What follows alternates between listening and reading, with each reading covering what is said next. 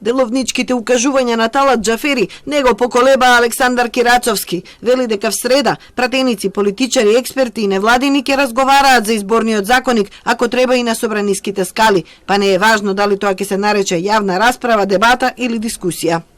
Јавна расправа или јавна дебата, ако сакате, по односно ова законско прашање, ќе има.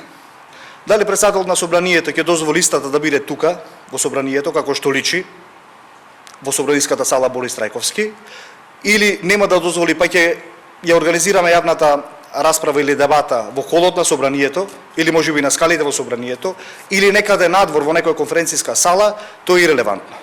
И предлагачите на една изборна единица и отворени кандидатски листи се чудат на таквото толкување на деловникот. Се одржале стотици јавни расправи, подсетуваат 17 пратеници од помалите и од етничките партии на малцинските заедници. Ова што го бара сега председателот Џафери и отпорот од колеги од други партии, знаете, мене лично ми личи како да не се сакаат да се вкрстат аргументите. Откако Кирачовски закажа јавна расправа за изборниот законник, спикерот Талат Џафери му порача дека во оваа фаза тоа е деловнички невозможно и дека собранието прифатило законите да одат во скратена постапка.